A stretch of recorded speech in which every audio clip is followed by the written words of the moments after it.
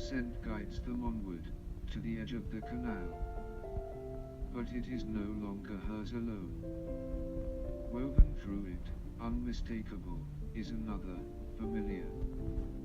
Kyra. Tara is not alone.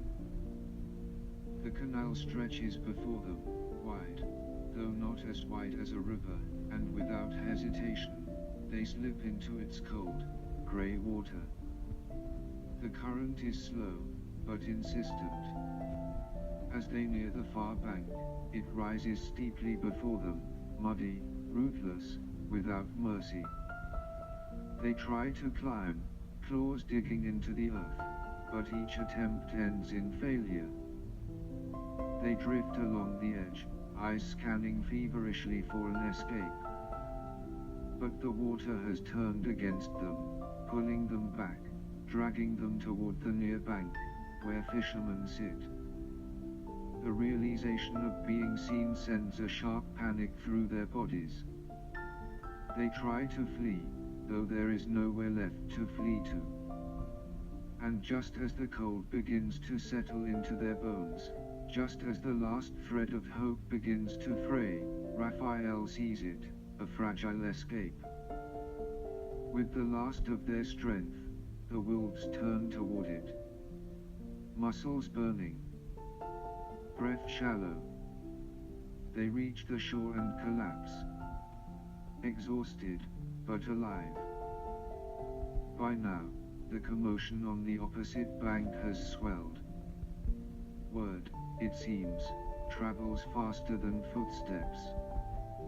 One becomes two, and soon a line of figures gathers along the river's edge, drawn by the pull of something unusual breaking into the order of the day. Rafael and Joshua know they must leave. At once, they vanish, slipping along the edge of the river, where mud softens their tracks and the wind swallows all sound. Farther downstream, they find a place where the reeds grow high and thick as silence itself. Hidden, for now, safe, for now. As the first rays of sunlight scatter the darkness, the landscape is draped in a thin veil of powdered snow.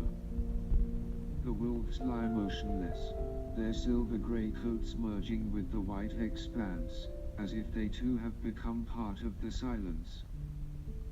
They move on, following narrow trails that seem to vanish into nothingness.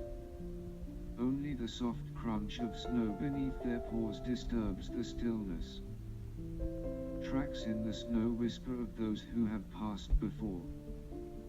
The dainty, light-footed path of a roe deer cuts through the untouched white, leaving behind its brief testament to existence. But Rafael and Joshua's gaze is drawn elsewhere, to the larger prints, the sharp outlines of toes. Wolves. And then, through the veil of snow-dusted reeds, they see her. Still and spectral, her silver-grey fur dusted with a fine layer of snow. Tara has changed, just as they have. Her small, slender frame bears the marks of a long and difficult journey, a story written into her body. And yet, she is here, alive, breathing, against all odds. When their noses meet, the years between them seem to dissolve. For a moment, they are the young wolves they once were, carefree, full of light, unburdened by time. But the world has changed them. In this moment, deep in the heart of the Zegge's wild expanse, it feels as though nature itself has offered them a second chance. Lost souls, torn apart, finding one another once more, in a world that had tried so hard to keep them apart. Tara still drags her hind leg, a quiet echo of pain, an imprint left by the lone she-wolf, who came like a shadow with teeth.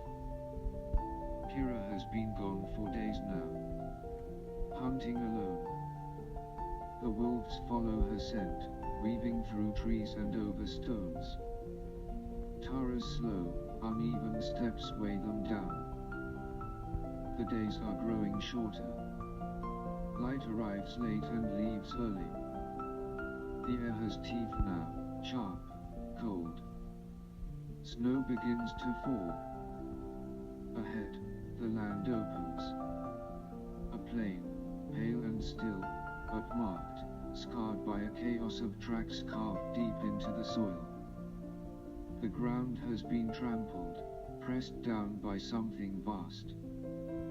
The earth wears its wounds openly.